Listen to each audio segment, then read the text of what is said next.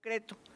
Si ustedes le preguntan a la mayoría de las personas qué trascendencia puede tener una nueva ley, pues a lo mejor no les preocupa tanto como sí les preocupa tener seguridad en las calles o tener garantizada la seguridad económica para atender los asuntos derivados de sus compromisos familiares.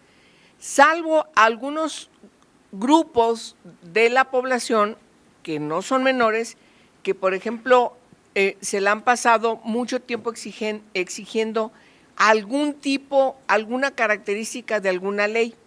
Por ejemplo, hay quienes enfrentaron muchísimas circunstancias oprobiosas por ser víctimas de violaciones a los derechos humanos, y entonces dicen, a ver, necesitamos que el Estado se responsabilice de que somos víctimas de violaciones a los derechos humanos donde el Estado está faltando a su responsabilidad, donde el Estado tiene que ser el garante de esa responsabilidad de asegurarme a mí como una persona en este país que se respeten los derechos humanos que deben reconocérseme a mí y a mi familia, etcétera. Entonces ahí tienes a un grupo importante de la población que está batallando con esa circunstancia, entonces dice, a ver, hagamos lo que han hecho otros países. Miren, eso me lleva a mencionar que hace algún tiempo, cuando decíamos, es que la colombización de México es algo muy lejano. Ay, tengamos cuidado, no vayamos a seguir el ejemplo de Colombia y colombizarnos. Y yo recuerdo que se decía, a veces se hacían comentarios en ese sentido, ¿no? De, no, pues Colombia está muy lejos. Y de repente estamos incluso peor que Colombia, ¿sí? O sea, lo que veíamos lejos y nos alertábamos, sobre todo a partir de la lucha contra las drogas, ¿sí? Entonces ya empezamos a ver algo mucho más palpable respecto de lo que significa estar reproduciendo lo que Colombia padeció, ¿sí? Bueno, ustedes saben que, por ejemplo, Colombia, al pasar por circunstancias muy complicadas, tuvieron que poner en la mesa la discusión con el gobierno la exigencia de una ley de atención a víctimas de violaciones a los derechos humanos, algo que veíamos lejano para México. Pues se convirtió en todo un movimiento nacional exigir que hubiese ley con esas características. Y así entramos al nuevo sexenio con Peña Nieto y por supuesto así terminó el sexenio de Calderón.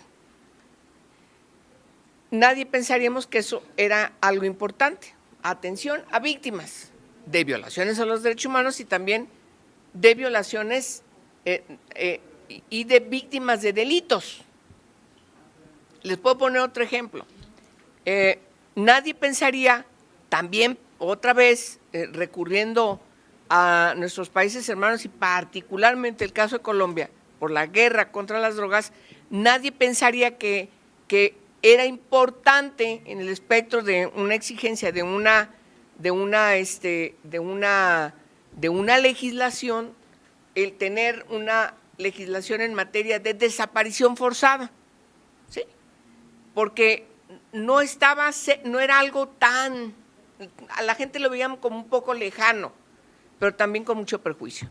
Cuando empiezan a desaparecer personas en el sexenio pasado, había, gracias al gobierno, alentado por el gobierno de Calderón, había lo que se llamaba, pues es que están involucrados y desaparecen chicas, chicos, pues es que seguramente están involucrados en la bronca del narco.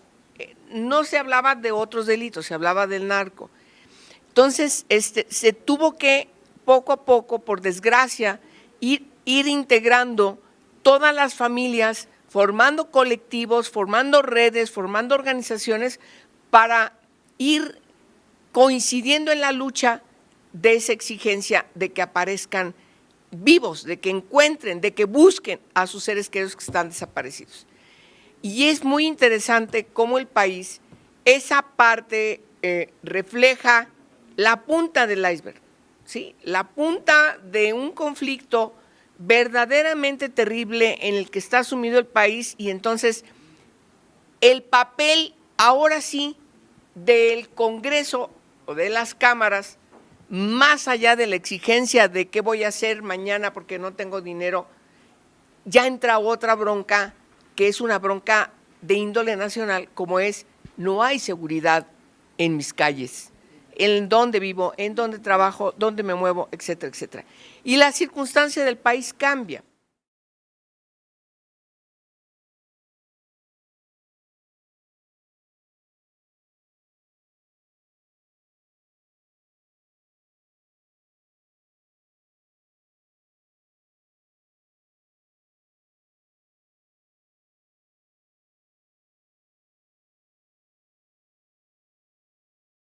Izquierda Hoy, PRD.